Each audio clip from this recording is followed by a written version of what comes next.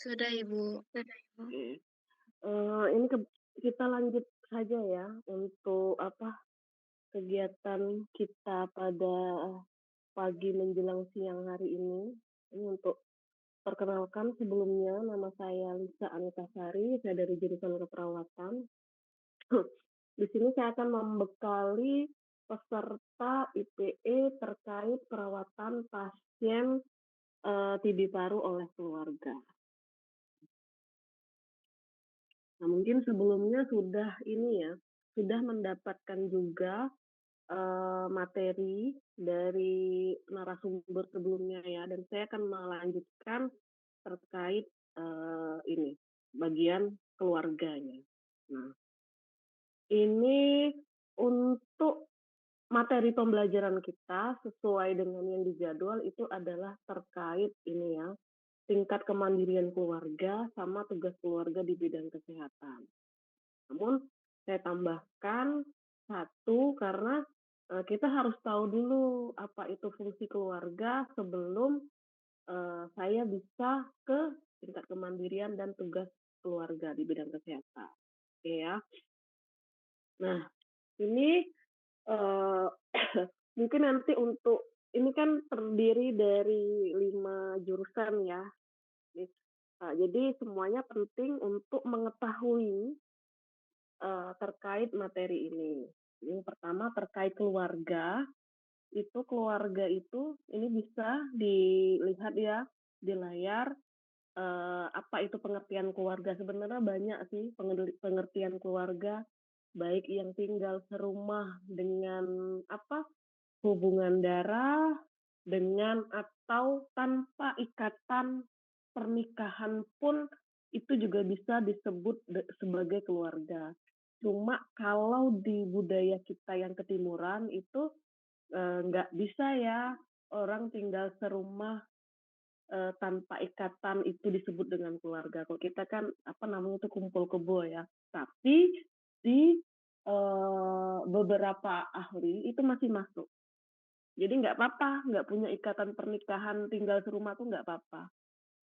Hanya kalau kayak kalian lihat artis-artis mungkin di luar negeri ya, dia tinggal serumah tapi belum menikah tapi sudah punya anak.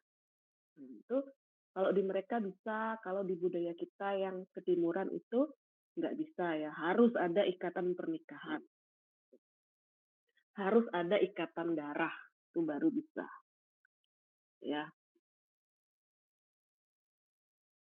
Nanti ini bisa dibaca, itu ya terkait keluarga ya. Itu terdiri yang jelas 2 orang atau lebih. Kalau sendirian sebatang kara. Nah, ini fungsi keluarga. Ini fungsi keluarga berdasarkan menurut para ahli ya, Friedman and Bowden. Itu ada fungsi afektif, ada fungsi sosialisasi, ini ada 5 ya. Ada fungsi reproduksi, ada fungsi ekonomi, dan fungsi perawatan. Kalau fungsi afektif jelas ya.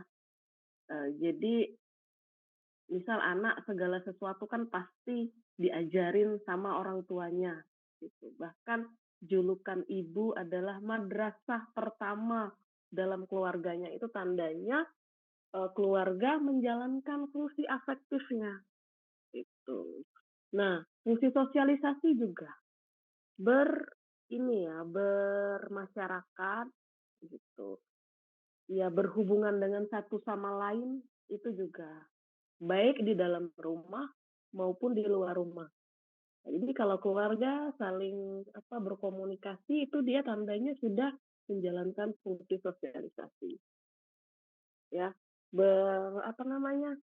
bertegur sapa ataupun kegiatan di luar rumah seperti pengajian dan lain-lain, yasinan segala macam itu juga merupakan fungsi sosialisasi, tapi yang di luar rumah. Terus yang ketiga adalah fungsi reproduksi. Fungsi reproduksi tentu tahu ya, yang namanya setiap makhluk hidup, manusia, hewan, tumbuhan itu pasti akan berkembang biak gitu. Kan kadang kalau nikah kan tujuannya adalah ingin mendapatkan keturunan. Itu salah satu fungsi reproduksi, meskipun, ada juga beberapa pasangan yang memilih untuk child free atau tidak memiliki anak, ya. Itu kan berarti keputusan mereka, mungkin mereka mau mengadopsi atau mungkin, nggak bisa, nggak dikasih gitu kan keturunan akhirnya mengadopsi, gitu. Cuma kalaupun dia sifatnya mengadopsi tetap itu, beberapa ahli bilang itu masih masuk ke fungsi reproduksi. Karena dia kan, apa ya, adopsi itu kan tandanya sudah sah secara ini ya, secara negara, terus dia melaksanakan kewajiban terhadap anak tersebut, menyekolahkan, memberi makan, segala macam, itu sudah masuk. Tapi beberapa bilang itu memang suami istri itu harus berhubungan, dah harus jadi aja anak gitu kan. Apa namanya itu, inilah ada proses konsepsinya lah di situlah gitu ya. Terus yang keempat, fungsi ekonomi. Ya, tentu tiap keluarga berupaya untuk memenuhi kebutuhan ya. Yang namanya kebutuhan itu kan tentu pakai uang, ya, pakai uang. Ini kalau dia sudah, oh bisa beli ini, bisa beli itu, bisa beli susu, bisa beli pakaian, bisa beli tempat tinggal gitu. Itu tandanya keluarga bisa menjalankan fungsi ekonomi. Nah, yang akan kita lakukan sekarang ini adalah fungsi perawatan yang terakhir. Hanya ini saya tebalkan, saya boldkan. Ya, jadi kalau di apa fungsi perawatan ini ya, baik semua jurusan ya, keluarga itu harus mampu loh merawat anggota keluarganya yang sakit, ya. Misal nih dia sakit ya, udah dibawa ke rumah sakit gitu, udah dapat resep dari dokter, dari farmasi, segala macam gitu kan. Dia pulang ke rumah kan tetap melanjutkan pengobatan tersebut, tetap harus minum obat kan gitu. Udah dikasih tahu nih sama apotekernya, oh ini sekian Bu, diminumnya setelah makan. Itu kan udah lepas tanggungan daripada pihak rumah sakit. Tentu keluarganya kan, karena udah di rumah. Gitu. Nah, disinilah fungsi si perawatan tersebut gitu, untuk mempertahankan status kesehatan, ya, mempertahankan status kesehatan ya. Nah, nah ini materi saya cuma dikit ya, nggak banyak. Ini apa fungsi keluarga itu sendiri. Baru kita bisa masuk ke tingkat kemandirian keluarga. Nah, kenapa di sini saya beri materi terkait tingkat kemandirian keluarga? Nanti kalian kan akan dibagi kelompok. Tiap kelompok nanti terdiri dari beberapa mahasiswa, mungkin atau 4, 5 atau 6 lah gitu kan. Nanti kan kalian tiap kelompok akan menghadapi akan diberikan satu keluarga binaan. Nanti kalian lihat di sini, mereka ini masuk ke keluarga mandiri tingkat berapa gitu. Nah, ini bisa dibaca ya. Bisa dibaca ini menurut Rosimin Ilham 2019 bahwa tingkat kemandirian keluarga itu dibagi menjadi 4. Tingkat 1, tingkat 2, tingkat 3, tingkat 4. Nah, nanti kalian itu antara kelompok yang satu dengan kelompok yang lainnya itu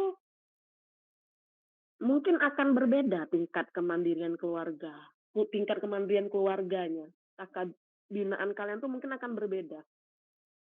Kalau keluarga mandiri tingkat 1, itu kalian itu diterima sesuai dengan rencana. Maksudnya itu maulah bukai pintu gitu. Tapi ada juga yang nggak diterima. Nah, tahun kemarin itu bahkan ada suatu kelompok itu yang sampai harus ganti kakak karena memang benar-benar tidak diterima. Mungkin awalnya aja diterima ya, awalnya diterima, habis itu mereka kontrak waktu selanjutnya yang sesuai dengan rencana mereka nggak diterima lagi, akhirnya dikasihlah kakak binaan yang baru. Jadi kalian nanti jangan terkejut kalau dapat yang model seperti itu. Nah, berarti apa namanya, berarti apa ya, dia belum mandiri berarti keluarga, maksudnya menolak kan.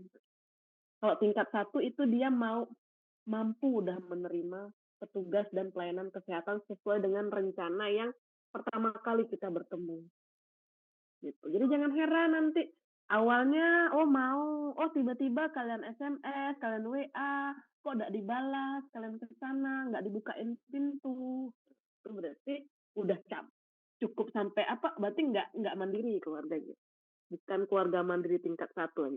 Nah nanti kalau ketemu kakak binaan yang seperti itu, mungkin diupayakan dulu karena pembimbing pembimbing dari akademik, dari dosen itu akan melihat bagaimana kekompakan daripada mahasiswa. Ya, nanti ini bisa dibaca ya untuk keluarga mandiri tingkat 1, tingkat 2, tingkat 3, dan tingkat 4. Yang perlu saya tekankan di sini adalah bukan berarti oh kalian dapat apa namanya tuh keluarga mandiri tingkat 2, kelompok A dapat ini KM2, yang kelompok B dapat KM4. Apakah yang dapat kakak binaan dengan KM4 itu akan lebih baik? Tidak. Karena yang di sini adalah yang dinilai adalah kerjasama kelompok. Ingat, IPE, Interprofessional Education. Ya, jadi tentukan di dalam kelompok kan ada dinamika kelompoknya ya, ada permasalahannya ya. Bagaimana kalian mengatasi apa namanya tuh keluarga yang tidak mau gitu, yang menolak, tapi kalian terus berupaya gitu. Itu yang sebenarnya di highlight. Jadi nggak selamanya. Misal kalian dapat KM2 ataupun KM3, jangan berkecil hati ya. Maksudnya itu kalau dosen akan melihat kerjasama kalian di situ, upaya kalian, ya kerjasama kelompok. Bagaimana sih untuk apa nge-treat si keluarga ini gitu. Dan itulah realita yang akan kalian hadapi ketika nanti kalian bekerja. Ya kan tidak semuanya kan dari kalian akan buka praktek mandiri gitu. Tidak semuanya di sini misal yang dokter punya apa namanya tuh praktek mandiri. Mungkin sebagian ada yang jadi dokter di puskesmas ataupun perawat puskesmas ataupun apa gitu kan yang dari farmasi gitu kan punya apotek sendiri gitu ataupun di bagian apoteknya apa namanya puskesmas bagian kesmasnya maupun psikologi kan nggak semuanya nanti punya praktek mandiri. Kalau kalian kerja di pemerintahan kalian kan pasti akan harus memenuhi cakupan apa gitu yang diharuskan. Oh, vaksinasi misalnya. Oh, harus terpenuhi. Di daerah ini nggak cukup ininya.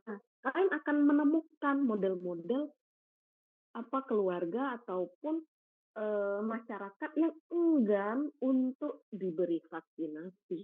Nah, inilah kalian belajar. Tentu kalian nanti akan nggak mungkin kan turun sendirian. Yang kesmas turun sendirian, bujukin siapa namanya tuh anggota keluarga yang menolak untuk divaksin, tentu dia butuh rekan kerja yang lain. Jadi gimana nih sampai si keluarga ini mau dibujuk-bujuk lah gitu. Tentu dia butuh teman-temannya dari apoteker misalnya. Oh ini loh pentingnya apa eh, apa namanya tuh dampak daripada vaksinasi itu paling cuma sedikit apa namanya sakit sedikit gitu reaksi obatnya hanya gini-gini loh gitu kan tentu butuh teman lain kan gitu kan teman lain maksudnya di sini ini ya dari profesi lain untuk diajak berdiskusi. Nah ini momen inilah yang akan menjadikan kalian untuk belajar menghadapi rupa-rupa daripada masyarakat. Kalau yang punya praktik mandiri sih memang ya pasti mau karena mereka akan datang ke tempat kalian kan. Tentu mereka secara sadar aware dengan kesehatannya. Nah ini yang model-model yang harus kalian datangi. Ini kalau jadi jadi kerja di puskesmas, nah itu gimana? Kalau pasiennya menolak gitu. Pasti kalian akan ini kan, oh ini dikumpulin ya, mana aja yang menolak nanti dibikin tim, bagaimana caranya supaya mereka mau. Jadi nanti saya harap bekerja samalah dengan baik ya. Kenapa IPE ini diadakan? Karena kalian itu sebenarnya pintar ya, secara ininya tuh sudah pintar, teorinya antar apa sesama teman dengan satu profesi itu sudah apa ya, luwes lah. Tapi kan dengan interprofesional edukasi lain tidak seperti itu. Sementara kalian nanti ketika masuk ke dunia kerja kalian akan berhubungan dengan profesi lain. Nah, biar tidak terkejut, nah inilah dia adalah dibikin program terkait IPE ini ya. Nah, ini nanti terkait Kementerian Keluarga nanti ini bisa dibaca aja ya. Nah, kalau keluarga mandiri KM4 ini yang tingkat 4 itu dia mampu ya mulai dari 123 KM 123 ditambah dengan mampu melaksanakan tindakan promotif secara aktif. Jadi kalian ngajarin apa itu dia mau mampu ya Mbak yang dari kedokteran mungkin A to Z terkait TB kalian ajarin oh dia mau oh, gitu. Yang dari psikologi itu penguatan dirinya oh dia mampu. Yang dari farmasi terkait efek samping dari obat-obatan TB oh ya mau tahu dianya sehingga bisa diminimalisir dengan efek-efeknya. Yang dari keperawatan keluarganya diajarin gimana kalau pasien TB gimana buang dahaknya. Yang dari Kesmas lingkungan sekitarnya ini kan penyakit menular pakai masker pakai apa gitu. Ini kan perlu semua dari kalian itu adalah penting di sini ya. Nah, si keluarga itu mau apa yang kalian ajarin, apa yang kalian berikan itu mau. Syukur-syukur sampai mampu. Ya, karena mau sama mampu beda. Mau itu baru bagian oh ya. Kalau mampu itu udah ini ya, udah sampai ke tahap tujuan kalian udah tercapai gitu. Kalau tujuan kalian oh ini sampai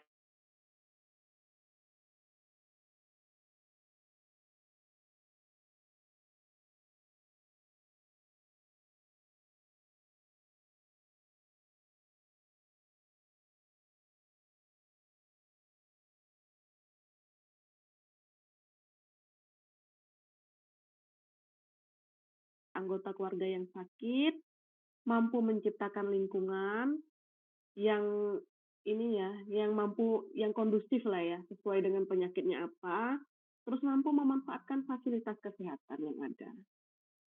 Nah, kita lihat yang pertama dulu, mengenal masalah kesehatan keluarga.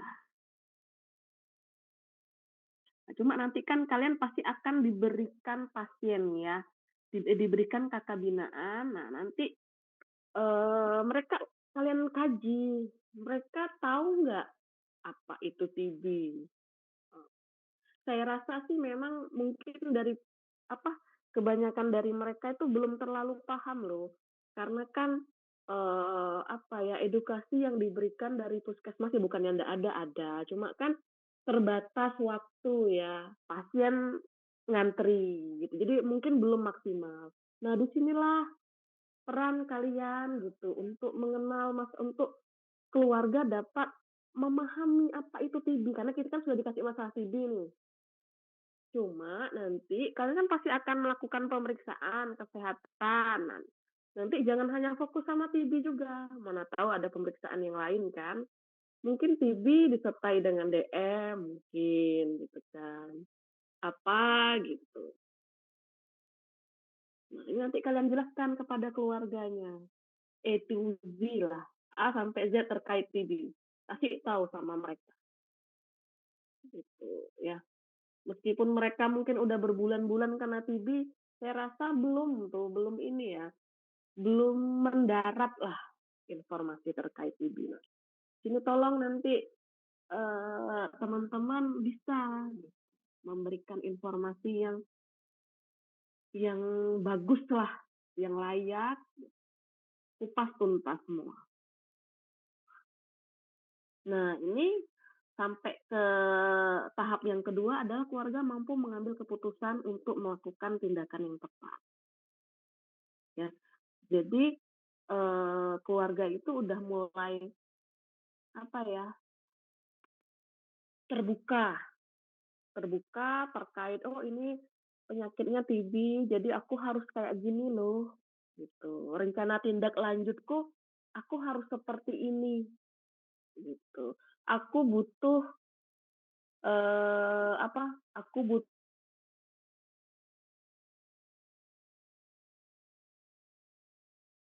salah satunya adalah ya puskesmas itu tadi untuk mereka dapat obat-obat TB. Ya. Sebenarnya dengan mereka dapat obat, mau berobat itu sebenarnya mereka sudah mampu untuk mengambil keputusan ya. Cuma terkait mengenal masalahnya mungkin belum terlalu sempurna. Gitu. Dengan mereka ke puskesmas, dapat obat TB, habis itu didata sama pihak puskesmas itu sebenarnya sudah bisa mengambil keputusan. Cuma kita memperkuat lagi. Nah, terus keluarga mampu memberikan perawatan pada anggota keluarga yang sakit. Jadi kalau misal pasien TB itu misal ibunya yang kena TB, mungkin anaknya jadi pengawas minum obat. Ya, karena kan ini penting ya, nggak boleh skip satu kali pun. Ya kan? Anaknya, oh ternyata anaknya jadi PMO, pengawas minum obat. Gitu. Oh ternyata cuma ini dia, walaupun dia rutin minum obat, tapi peralatan makan masih nyampur gitu. Nah, gimana gitu? Kalau peralatan makan masih nyampur, nah, di situ kita harus melihat lagi mereka peralatan makan nyampur atau tidak. Bahkan kalau tidur pun juga harusnya jangan sama-sama ya, kecuali mungkin pakai masker. Karena kan kita tahu kan, di sini penularannya lewat apa. Ya. Yang susah sih kalau suami istri ya, entah yang suaminya yang kena, yang istrinya yang kena, ini agak susah. Ya kan bisa menular lewat air liur kan. Nah, apa bisa kita jelasin, oh jangan ini dulu Bu gitu. Jangan bercumbu dulu. Nah, itu agak susah kalau pasangan ya yang apa? Yang salah satunya kena. Mungkin kan mau kita larang gitu mana 6 bulan lagi gitu kan. Untuk pengobatannya kan ada 6 sampai 8 bulan. Nggak mungkin kita larang mereka sementara mereka suami istri kan. Di sini agak susah sih sebenarnya. Nah tahu di antara di keluarga itu juga rutin minum obat, tapi anggota keluarga lain belum diperiksa. Baru ayah sama ibunya aja. Mungkin anaknya mungkin nggak diperiksa karena anaknya nggak ada tanda gejala. Seharusnya kalau dalam satu rumah itu kena TB itu harus periksa semua. Cuma ada beberapa yang yang tahun kemarin itu nggak semuanya diperiksakan anggota keluarganya. Takutnya ya udah selesai pengobatan malah ngulang lagi atau malah menulari anggota keluarga yang lain. Tuh, nanti di ini ya, di apa? Benar-benar diperhatikan pada saat mengkaji ya. Nah, nih, keluarga mampu menciptakan lingkungan. Nah, Kak, lingkungan yang sehat ya. Ini lingkungan rumah aja dulu. Lihat mungkin ventilasinya jalan atau tidak gitu. Mungkin kayak kasurnya sebaiknya dijemur. Kalau pas lagi panas itu sebaiknya dijemur. Ya, meskipun apa ya, sebenarnya bakteri ya. Kalau TB itu kuman ya. Kuman TB itu kan sebenarnya ya. Jadi mungkin matahari terik berkali-kali mungkin nggak tahu udah mati atau belum. Maka lebih baik kalau kasur itu apalagi yang model kasur kapuk gitu ya, yang kayak kapuk pakai kapas itu memang benar-benar harus harus dijemur. Terus ventilasi itu udara keluar masuk itu memang benar-benar harus diperhatikan. Ya, kriteria rumah sehat lah. Nanti ini mungkin teman-teman yang dari Kesmas ini paham ya, gimana kriteria rumah sehat itu gitu. Ventilasi segala macam, sama lingkungan. Karena kebanyakan kalau yang kemarin, yang IPE tahun kemarin itu kasusnya adalah keluarga menengah ke bawah ya. Mereka banyak tinggal di kontrakan gitu, yang bukan sempit ya, yang ventilasinya kurang baik. Jadi pertukaran udara itu kurang baik. Itu kan nanti kan teman-teman dari Kesmas nanti yang mungkin yang bisa lah yang memahami bagaimana rumah sehat. Cuma kan rumah kan nggak cuma rumah kakak binaanmu aja, pasti lingkungannya juga harus mendukung.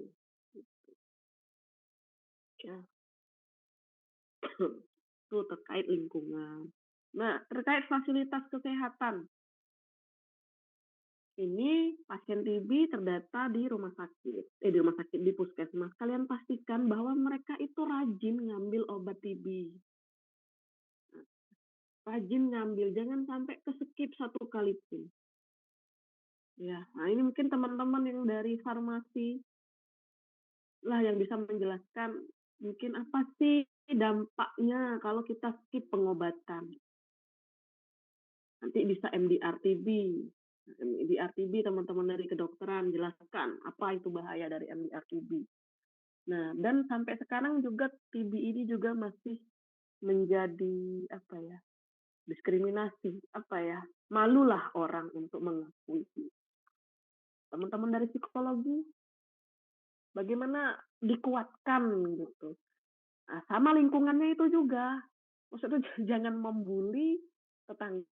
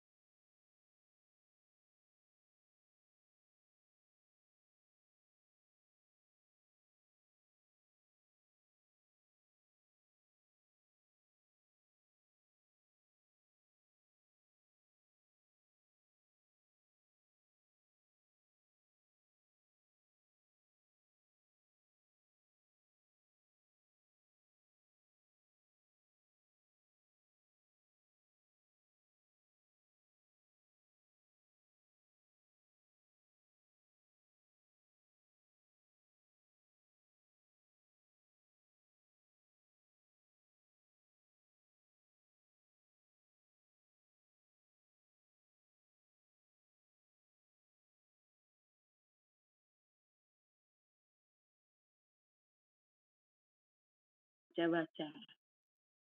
Ya, yang jelas untuk di laporan itu tolong nanti tingkat kemandirian keluarga jangan lupa. Nanti kalau kalian memang nggak mentok sama dapat kakak binaan yang susah banget, susah sekali gitu kan, silakan dilaporkan sama dosen pembimbing sekaligus CI. Dan kalian harus ada dasarnya, karena ini tingkat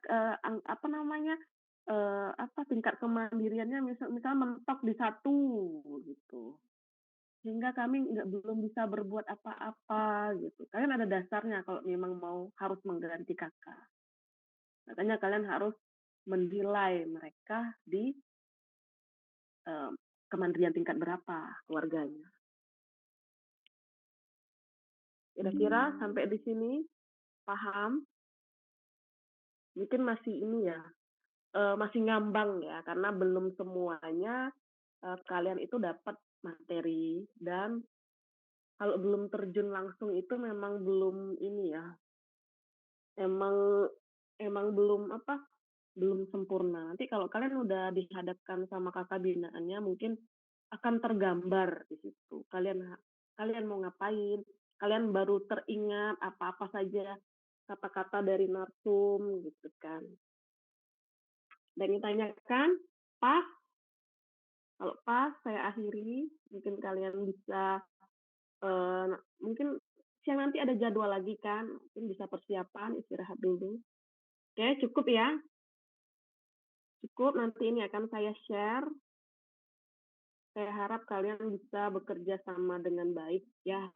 Ini alhamdulillah kalian bisa bekerja sama di tahap akademik. Jadi nanti ketika udah kerja, itu enggak terkejut lagi. Gitu. Oh, ketemu teman dari profesional lain, oh enggak terkejut lagi. Ketemu ini, oh enggak terkejut lagi. Sudah bisa klop gitu. Sudah bisa saling bekerja sama. Ya.